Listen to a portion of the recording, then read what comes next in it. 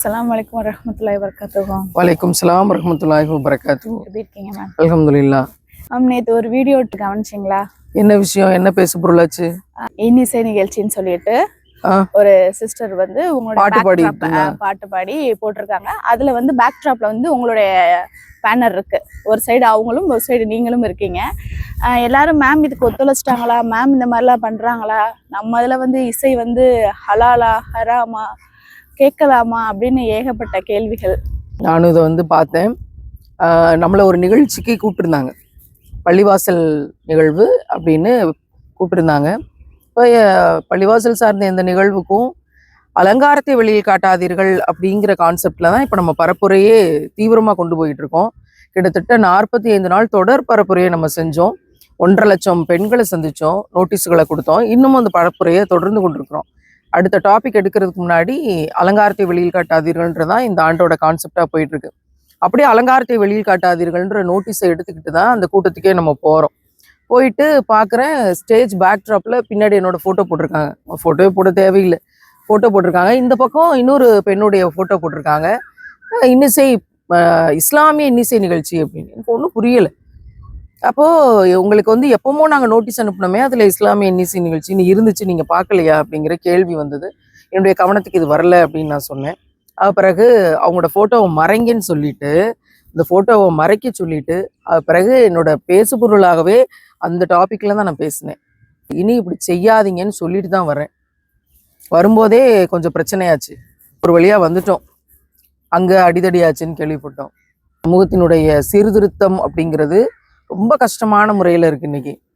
இஸ்லாம்ல வந்து மியூசிக் வந்து ஹலாலா ஹராமா, இது ஒரு கமெண்ட்ஸ். அது கமெண்ட்ஸ்லேயே கீழே என்ன கேட்டிருந்தாங்கன்னா, அதில் முஸ்லீம்ஸ் பாட்டு ஃபாத்திமா நாயம் பற்றி, அல்லாவை பற்றி பாடியிருக்காங்க, நபியை பற்றி பாடுறாங்க, இது வந்து ஹலாலா, அப்போது சினிமா பாட்டு இந்த மாதிரி தான் கேட்கக்கூடாது, அப்போ இந்த மாதிரி பாட்டுக்கு நம்ம கலந்துக்கலாமா கேட்கலாமா அப்படிங்கிற கேள்வி. அதாவது இந்த டாபிக் எல்லாத்தையுமே தள்ளி வச்சுட்டு நான் பார்க்குறேன், பேசிக்கான இந்த விஷயத்த பார்க்குறேன். இஸ்லாம் அப்படின்னா பர்தா, ஹிஜாப். நான் ஒரு துணி போட்டிருக்கேன் வீட்டுக்குள்ளே, என் உடலை மறைப்பதற்காக ஒரு துணியை நான் போட்டிருக்கேன். அதுக்கு மேலே ஒரு லூஸான துணியை போடுறது தான் இஸ்லாம். இவங்க என்ன செய்கிறாங்க, சேலையை கட்டிக்கிட்டு, ஜிகுன்னு பட்டு சேலைகளை கட்டிக்கிட்டு, ஃபுல் மேக்கப்புகளை போட்டுக்கிட்டு, லிப்ஸ்டிக்குகளை அப்பிக்கொண்டு, இந்த கரித்துணி மாதிரி இவ்வளோ நீளமான ஒரு துணி, கரித்துணி கூட பெருசாக இருக்கும், அது மாதிரி ஒரு துணியை தலைக்கு சுற்றிக்கிட்டு, தலைக்கு மட்டும், தட் மீன்ஸ் இந்த முடியை மறைக்கிறதுக்கு மட்டும் கழுத்தோட ஒன்று சுற்றிக்கிட்டு வந்து உட்காந்து நகை நட்டுகளை மாட்டிக்கொண்டு வந்து, ஃபாத்திமா நாயகம் யாரு தெரியுமா, அன்னையரே கண்ணீரே இங்கே ஒன்று கூடுங்க, இதை கேளுங்க அப்படின்னு பாட்டு பாடுறாங்க. இது என்னது? ஃபாத்திமா நாயகம் எப்படி வாழ்ந்தாங்க, எப்படி இந்த உலகத்தில் இருந்தாங்க, 28, 29 வயசுல வஃபாத் ஆகிட்டு போகிறாங்க. பச்சை பிள்ளைகள் ஹசன் ஹுசேனை இங்கே விட்டுட்டு போகிறாங்க. எப்படி வாழ்ந்தாங்க? நடந்து தெருவில் நடந்து போனாங்கன்னா ஒரு வயதான மூதாட்டி போகிறாங்க போலேன்னு சொல்கிற அளவுக்கு இழுத்து போத்தி கொண்டு, அடையாளம் வெளியே தெரியாத மாதிரி நடந்து போவாங்க. அவங்க உருவமே தெரியாது, அவங்க உடல் தெரியாது. அப்படிப்பட்டவங்க ஃபாத்திமா நாயகம். அதனால அவங்க சொர்க்கத்தின் தலைவி. தான் யார் என்பதை வெளியில் காட்டிக்கொள்ளாத விரும்பாத ஒரு சீதேவி இல்லையா? அவங்க வஃபாத்தான பிறகு கூட முதன்முறையாக அந்த பனை ஓலையில தன்னை சுற்றி, தன் உடல் கூட யாருக்கும் தெரியக்கூடாது, அடக்கக்கூடியவர்களுக்குன்னு அதில் சுற்றி கொண்டு போய் அடக்கிற முறையே அப்போதான் ஆரம்பிக்குது, அந்த பனை ஓலையில சுற்றி அடக்கிறது. அப்போ அந்த மாதிரியெல்லாம் வாழ்ந்த ஒரு சீதேவி அவர்கள் நம்முடைய கண்களுக்கு எவ்வளவு குளிர்ச்சி, நம்முடைய வாழ்க்கைக்கு எவ்வளவு குளிர்ச்சி. அவங்கள பாடுறோம்னு சொல்லி அவங்களோட செய்திகளை எடுத்து வச்சுக்கிட்டு நீங்க என்ன பண்றீங்க மேடைகள்ல?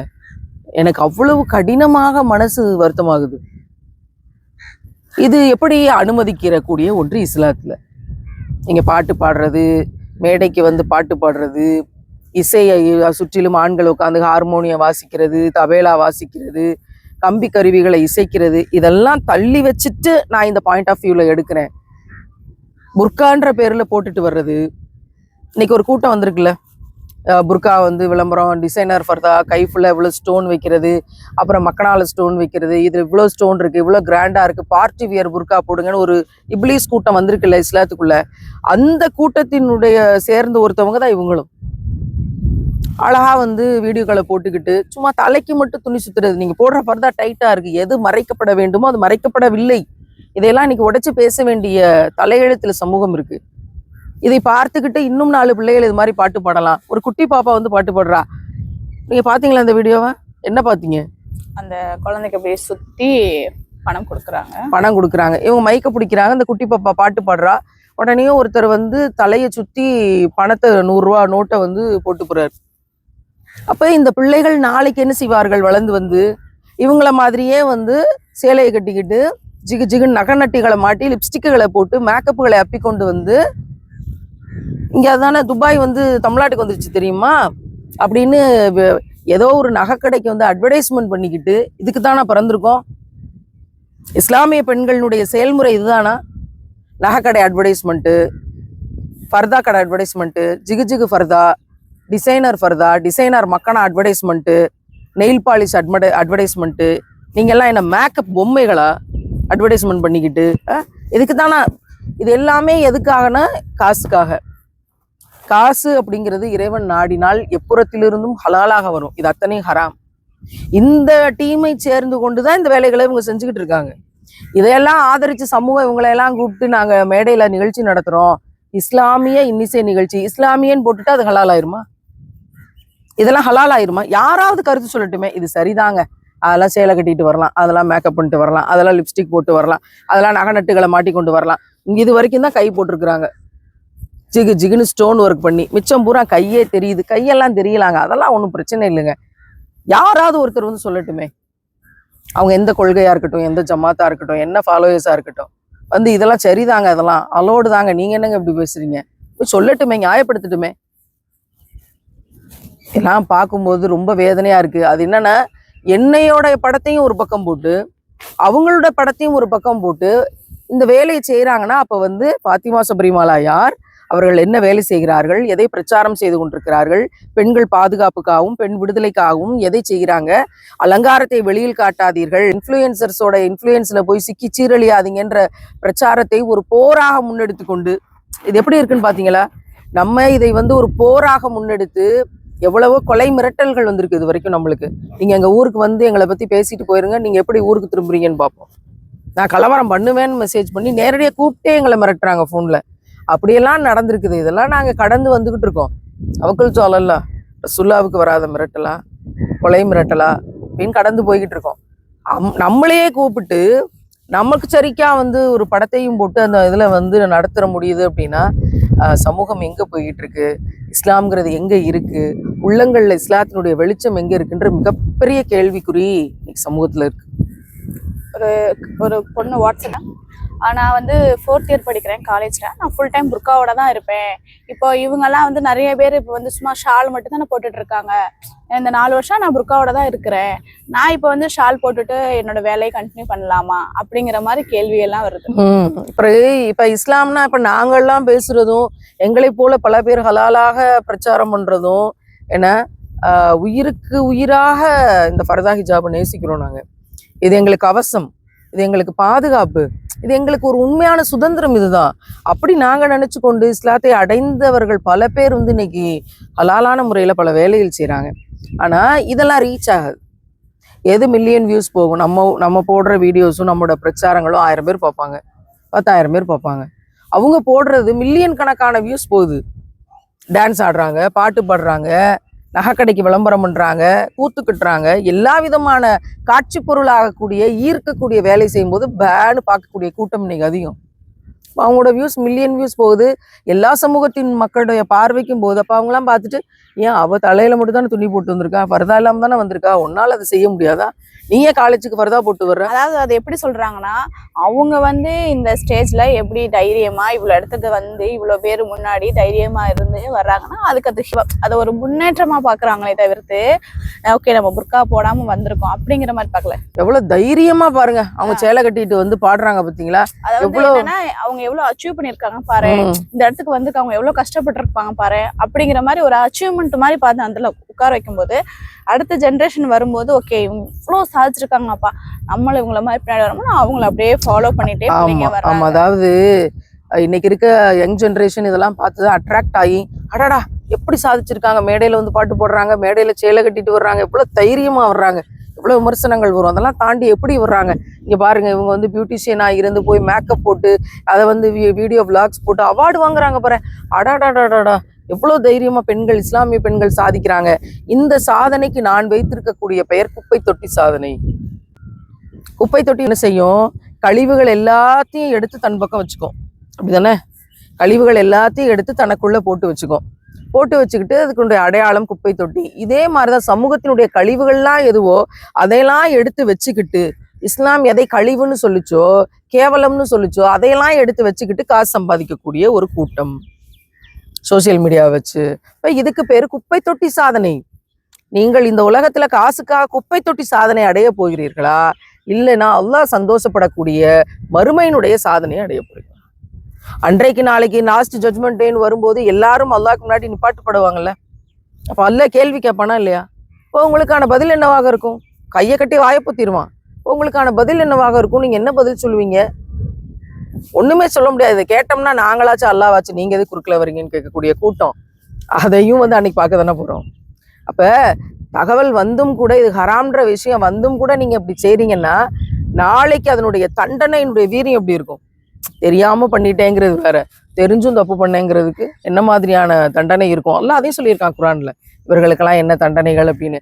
அதனாலதான் யாரும் இந்த இடத்துக்கு வந்துடக்கூடாது, இந்த தண்டனை அடைஞ்சிடக்கூடாது, நம்முடைய சகோதரிகள் யாரும் பாதிக்கப்படக்கூடாது. ரசூலுல்லாஹ் அழுதாங்களே, உம்மத்துக்களை நினைச்சு நினைச்சு நினைச்சு அழுதாங்களேம்மா, இல்லையா? அவ்வளவு கதறி அழுதுகிட்டு இருக்காங்க. அல்லாஹ் பாக்குறான், ரசூலுல்லாஹ் அழுதுகிட்டு இருக்காங்க. ஜிப்ரைல் அலைஹிஸ்ஸலாமை கூப்பிட்டு போய் எதுக்கு அழுகுறாங்கன்னு கேட்டு வாங்கன்னு சொல்லி அனுப்புறாங்க. ஜிப்ரைல் அலைஹிஸ்ஸலாம் ரசூலுல்லாஹ் எதுக்கு அழுகுறீங்க, அல்லாஹ் கேட்டு வர சொல்லியிருக்கிறான் அப்படின்னு சொல்லி சொல்றாங்க. இப்ப ரசூலுல்லாஹ் சொல்றாங்க, உங்களை அனுப்பியவன் எவனோ அவனுக்கு தெரியும் நான் ஏன் அழுகிறேன்னு போய் கேளுங்கன்னு சொல்றாங்க. எப்படி இங்க ஒரு மனிதருக்கும் அங்க படைத்த இறைவனுக்குமான உரையாடல் எப்படி இருக்கு? நான் ஏன் அழுகிறேன்னு அல்லாஹ்க்கு தெரியும், நீங்க அங்க போய் கேட்டுக்கிறீங்க. அல்லாஹ் அங்க இருந்து போய் ஏன் ரசூலுல்லாஹ் அழுகுறாங்கன்னு போய் கேட்டுட்டு வாங்க. அப்ப ஜிப்ரீல் அலைஹிஸ்ஸலாம் போய் கேட்குறாங்க, உங்களுக்கு தெரியும் சொல்லி ரசூலுல்லாஹ் சொல்லிட்டாங்க அப்படின்ட்டு. அவரோட நடுவுல வேலை எப்படி இருந்திருக்கு பாருங்க. அல்லாஹ் சொல்றான், ரசூலுல்லாஹ் ஏன் அழுகுறாங்கன்னு எனக்கு தெரியும், அவரிடம் போய் சொல்லுங்கள், மறுமை நாள்ல த லாஸ்ட் ஜட்ஜ்மெண்ட் டேல ரசூலுல்லாஹ்வினுடைய உம்மத்துக்கள் குறித்து நான் பொருந்திக் கொள்வேன் என்று சொல்லுங்கள். அந்த நியாய தீர்ப்பு அவருக்கு எந்த விதத்திலையும் கடினத்தை ஏற்படுத்தாது என்பதை சொல்லுங்கள், போய் ஆறுதல் படுத்துங்கன்னு சொல்றாங்க. எதுக்கு அழுதுகிட்டு இருக்காங்க பார்த்தீங்களா? என்னுடைய உம்மத்துக்களுடைய நிலைமை என்னாகும், இவ்வளவு நடக்குதே, எல்லாமே காட்டப்பட்டுருச்சு ரசூலுல்லாஹ்வுக்கு. என்னென்ன செய்வாங்க, எப்படி இருப்பாங்க, ரசூலுல்லாஹ்வினுடைய ஃபாலோவர்ஸ்ன்னு சொல்லிட்டு பாதி பேர் என்னவா ஆவார்கள், எல்லாமே காட்டப்பட்டுருச்சு. அப்ப அதனுடைய பாதிப்பு இங்க ரசூலுல்லாஹ்வுடைய உண்மையாக உயிருக்கும் மேலாக நபிகள் நாயகம் ஸல்லல்லாஹு அலைஹி வஸல்லம் அவங்களை நேசிக்கக்கூடிய கூட்டம் எவ்வளவு பாதிக்கப்படுறாங்க, எவ்வளவு கொல்லப்படுறாங்க, எவ்வளவு அசிங்கப்படுறாங்க. இப்ப எங்கள் மீது எவ்வளவு கல்லெறியப்படுகிறது, எவ்வளவு விமர்சனங்கள், எவ்வளவு அச்சுறுத்தல்கள், கொலை மிரட்டல்கள் இருக்கா இல்லையா? அப்ப இதை குறித்து ரசூலுல்லாஹ் அழுதாங்க. ஆனா அல்லாஹ் வாக்கு தந்துட்டான். யார் உங்களை உயிருக்கு மேலாக நேசிச்சு உங்களோட உம்மத்துக்களா இருக்காங்களோ, உங்களோட உம்மத்துக்களை நான் பொருந்திக்கொள். இப்ப இந்த விஷயங்கள்லாம் படிக்கும்போது இதெல்லாம் நமக்கு எப்படி இருக்குது? நம்ம தலைவர் எப்பேற்பட்ட தலைவர், அவருக்காக ஒரு வாழ்க்கை வாழ்ந்து அவர் சொன்னபடி வாழ்ந்துட்டு போறதா, இல்ல இதெல்லாம் செய்யாதீங்கன்னு எதையெல்லாம் சொன்னாங்களோ அதை பூரா எடுத்துட்டு இன்னைக்கு பெண்கள் செய்யக்கூடிய இடத்துல வந்துட்டாங்களே இல்லையா? அதுல ஒரு விஷயமா தான் இந்த விஷயத்த பாக்குறேன். ரொம்ப வேதனையா இருக்கு. இதை பார்த்து எந்த ஒரு பிள்ளையும் நானும் ஜிகு ஜிகுன்னு ட்ரெஸ்ஸை போட்டுக்கிட்டு மேடையில போய் பாத்திமா நாயகம் பற்றி பாட்டு பாடுவேன், போய் ஜிகு ஜிகுன்னு ட்ரெஸ்ஸுகளை போட்டு கொண்டு போய் பாடுவேன்ற நிலைமைக்கு வந்துடாதீங்க. லிப்ஸ்டிக் ஹராம், நீங்க ஃபர்தா இல்லாம வெளியே வர்றது ஹராம், லூஸான ஒரு மேலாடை துணியை போடாதது ஹராம், நீங்க போடக்கூடிய ஹிஜாப் என்பது கீழே உங்க வயிற்றுக்கு கீழே வரைக்கும் வரணும், பின்னாடி கால் வரைக்கும் கீழே வரைக்கும் வரணும், அத்தனையும் மறைக்க வேண்டியதெல்லாம் மறைக்கணுங்கிறத தெளிவா நாங்க சொல்றோம். ஆனா தலைக்கு மட்டும் சுத்தி கொண்டு வருவது ஹராம். டிசைனர் ஃபர்தாவுக்கும் டிசைனர் மக்கனாவுக்கும் ஸ்டோன் ஒர்க்குக்காகவும் பேசுவது, அதை விற்கிறது, அதுக்காக அட்வர்டைஸ்மெண்ட் போடுறது ஹராம்லையும் ஹராம். இந்த ஹராமான வேலைகளை செய்து கொண்டிருக்கிற இவர்களை பார்த்து தைரியமானவர்கள், இவர்கள் சாதனையாளர்கள், இவர்கள் விருது வாங்குகிறார்கள், விருது வாங்குறதுக்கு கூப்பிடுறாங்க. இவங்க விருது வாங்குறதுக்கு எப்படி போறாங்க? இருக்கிறதுலே டைட்டா இடுப்பை கட்டிக்கிட்டு, கொண்டைய தூக்கி உச்சியில போட்டுக்கிட்டு, அப்பட்டமான மேக்கப்புகளை போட்டுக்கொண்டு, அவங்க போட்டிருக்க ட்ரெஸ் அந்த ஃப்ரில் மேலே ஏறிக்கிட்டே இருக்கு. என்ன அசிங்கங்கள் இவையெல்லாம்! நீங்கெல்லாம் இதுல இஸ்லாமிய அடையாளத்துல போய் இதை வாங்குறீங்கன்றதெல்லாம் வலிக்குது மனசுக்கு. இதை விருதுகள்ன்ற பேர்ல வெளியே ப்ரொமோட் பண்ணி இதை பார்க்கக்கூடியவங்க இதெல்லாம் சாதனைன்னு கேவலமாக பேசக்கூடிய அவலமான நிலைமை. பரிதாபத்துக்குரிய நிலைமையில போயிருச்சு. இதை பார்த்துட்டு இன்னும் 10 பிள்ளைகள் கெட்டு போறதுக்கு தயாராக இருக்கிறார்களே. ஏன்னா சோசியல் மீடியா அப்படிதான் இன்ஃப்ளூயன்ஸ் பண்ணும். இப்போ இஸ்லாமா வரணும் அப்படின்னா நம்ம அதுக்கு என்ன செய்யணும்? இல்லைங்க, நான் புர்கா போடுறேன், நான் ஸ்டைலா இருக்கேன், நான் எல்லாம் பண்ணிக்கிறேன், ஆனா நான் புர்கா போட்டு நான் இஸ்லாமியா இருக்கேன் அப்படின்ற மாதிரி வர்றாங்க. அதாவது புர்கா போட்டு ஸ்டைலா இருக்கிறது ஹராம். நீங்க புர்கா போட்டா எப்படி இருக்கணும்னா, நீங்க அழகா தெரியாம இருக்கணும். நீங்க வீட்டுல சுடிதார் சேலை கட்டி இருக்கும்போது நீங்க ஒரு அழகுல இருப்பீங்க. அந்த அழகு எதுவுமே வெளியே தெரியாம ரொம்ப பேணுதலாக நீங்க வந்து வீட்டை விட்டு வெளியே வரும்போது அழகா தெரியக்கூடாது. அப்படி இருந்தா பரவாயில்ல. ஆனா நீங்க ரொம்ப அழகா தெரியுற மாதிரி இந்த பரதாவையும் மக்கனாவையும் போட்டுக்கிட்டு இந்த ஸ்டைலிஷ்ன்ற ஒரு வார்த்தையை பயன்படுத்தணும்ல, ஹராம். இப்போ இதெல்லாம் தடுக்கப்படுறதுக்கு என்ன செய்யணும்னா, சின்ன வயசுல இருந்து குரானை பொருள் தெரிந்து ஓத வேண்டும். குழந்தைங்களை சின்ன வயசுல இருந்தே மதரசாவுக்கு அனுப்பி ஆலிமாக்களோட தொடர்புல குரானுக்கு பொருள் தெரிஞ்சு படிக்கணும். இஸ்லாம் பெண்களுக்கு என்ன விதமான சட்டங்களை கொடுத்துருக்கு, என்ன விதமான உரிமைகளை கொடுத்துருக்கு, சின்ன வயசுல இருந்தே படிச்சு கொண்டு வரணும் தெளிவா. ரசூல்லா என்ன சொல்லி கொடுத்துருக்காங்க பெண்களுடைய உடை விஷயமா, அவங்க எப்படி வெளியில வரலாம், அவங்களோட மாதவிடாய் குறித்த செய்திகள் என்ன, ஒரு பெண் தெரிஞ்சுக்கணும்.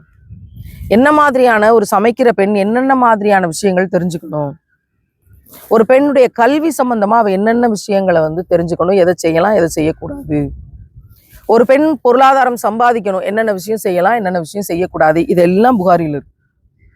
ரசூல்லா சொல்லி அவங்க வாழ்ந்து காமிச்சு பதிவாகி எல்லாமே இருக்கு. அவற்றையெல்லாம் பாடமாக சின்ன வயசுல இருந்தே பிள்ளைகள் படிக்கணும். மனப்பாடம்லாம் பண்ண தேவையில்லை. என்ன சொல்லியிருக்காங்க படிக்கணும், சொல்லி கொடுக்கப்படணும், பாடத்திட்டமாக்கப்படணும். சின்ன வயசுல இருந்தே 5 வயசுல இருந்தே இதெல்லாம் ப்ராக்டிஸ் பண்ணி படிச்சாதான் நாளைக்கு வளரக்கூடிய பிள்ளைகள் நம்ம அன்னைக்கு படிச்சிருக்கோம், ரசூல்லா இதை தடுத்திருக்காங்க, நம்ம அதை செய்யக்கூடாது அப்படிங்கிற விதங்கள்ல வந்து ஒரு மறுமலர்ச்சி வரும்.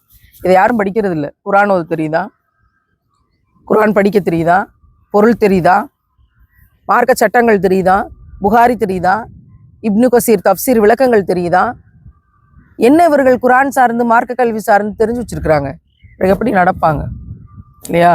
பெற்றோர்களுக்கு இன்னைக்கு நான் சொல்லக்கூடிய மிக முக்கியமான விஷயம், உலக கல்விக்கு முக்கியத்துவம் கொடுத்து லட்சக்கணக்கில் கோடிக்கணக்கில் செலவு பண்ணி உங்க பிள்ளைகளுக்கு வேலை வாங்கி கொடுத்து எப்படியாவது பெரிய சம்பாத்தியம் பண்ணி நல்ல நிலைமைக்கு வந்துடணும்னு மெனக்கிடுற நீங்கள், இந்த இம்மையினுடைய வேலைக்காக சம்பாத்தியத்தை வருமானத்தை கொண்டு வந்துடணுங்கிறதுக்காக மெனக்கிடக்கூடிய நீங்கள், மறுமையின் சம்பாத்தியத்துக்காக வெற்றிக்காக இந்த உலகத்திலையும் நிம்மதியா இருந்து ஹலாலா வாழ்ந்தா தான் மறுமையினுடைய சம்பாத்தியத்தை அடைய முடியுங்கிற விஷயம் உங்களுக்கு தெரிஞ்சிச்சுன்னா 5 வயசுல இருந்து பிள்ளைகளுக்கு பொருளோடு கூடிய குரான், இப்னு கசீர் தப்சீர், புகாரி விளக்கங்கள், பெண்கா இருந்தா பெண் பிள்ளைகளுக்கு என்ன வேணும், ஆண் பிள்ளைகளா இருந்தா ஆண் பிள்ளைகளுக்கு என்ன வேணுங்கிறத இந்த வரிசைப்படி உங்க பிள்ளைகளுக்கு கொண்டு வாங்க.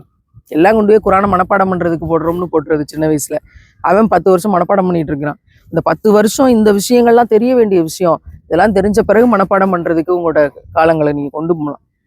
அப்படி இல்லைன்னா மனப்பாடம் பண்றது ஒரு பக்கம் நடக்குதுன்னா இது எல்லாமே நடக்கணும். இப்னு கசீர் தப்சீர், புகாரி விளக்கம், அந்தந்த வயசுல பிள்ளைகளுக்கு என்ன தெரியணும், பேசிக் என்ன, அது எல்லாம் வாழ்வியல் தெரிஞ்சாதான் நீங்க குரான் மனனம் செஞ்சாலும் ஹலாலா வாழ முடியும். இல்லைன்னா குரான் மனப்பாடம் பண்ணோன்ற அந்தஸ்து அந்த பக்கம் இருக்கும். இங்கிட்ட ஹலாலா வாழ்னேன்னா என்ன, எந்த கிரீடம் கிடைக்கும் உங்களுக்கு? அதனால பெற்றோர்களுக்கு மிக வலிமையாக சொல்லிக்கிறேன், சிறு வயதிலிருந்தே உங்கள் பிள்ளைகளை மார்க்க கல்வி, மார்க்க சட்டங்கள், ரசூல்லா என்ன சொல்லியிருக்காங்கன்ற புகாரி விளக்கங்களோட, இப்னு கசீர் தப்சீர் விளக்கங்களோட உங்கள் பிள்ளைகளை வளர்த்துங்கள். மார்க்க கல்வியை நோக்கி நகருங்கள். அன்னை ஃபாத்திமா நாயகம் மாதிரி வாழணுமா, இல்ல அன்னை ஃபாத்திமா நாயகம் பத்தி பாட்டு பாடிட்டு இருக்காங்கல்ல அவங்கள மாதிரி வாழணுமா? ரொம்ப சிறப்பு. அன்னை ஃபாத்திமா நாயகம் மாதிரி தான் வாழணும், அதுதான் சிறப்பு. சொர்க்கத்துடைய தலைவி அவங்க. அப்படியே எங்கிட்டாவது ஒரு ஓரமா ஒட்டிக்கிட்டாவது நம்ம சொர்க்கத்துக்கு அவங்க கூட போயிட மாட்டோமாங்கிறதான் ஒவ்வொரு மூமினான இறை நம்பிக்கையாளரான பெண்ணுக்கும் இருக்கிற கடைசி ஆசை, முதல் ஆசை, இடைநிலை ஆசை, எல்லா பேராசையும் அதுதான். அது எப்படியாவது நமக்கு கிடைச்சிடாதாங்கிறதுக்காக தான் இந்த உலகத்துல இந்த பூமி பந்துல மரணிக்கிற வரைக்கும் இவ்வளவு கஷ்டப்படுறோம். இவ்வளவு கடைவிரித்திருக்கிற நாகரிகத்துக்கு மத்தியில ஹலாலா நின்று இவ்வளவு போராடுறோம். இறைவன் அதை கருணை கொண்டு தந்துடணுங்கிறதா நம்ம துவா. பாத்திமா நாயகம் மாதிரி வாழுங்கன்னு இப்படி சேலை கட்டிக்கிட்டு மேக்கப் போட்டு நகநட்டுகளோட வந்து உட்கார்ந்து பாடிக்கொண்டிருக்கிறவங்க மாதிரி வாழணும்னா ரொம்ப அழகா அல்லாஹ் வந்து என்ன கூலியை வச்சிருக்காங்கிறத ரசூல்லா தெளிவா சொல்லியிருக்காங்க. அதுக்கு பேர் குப்பை தொட்டி சாதனைன்னு நம்ம சொல்லிட்டோம்.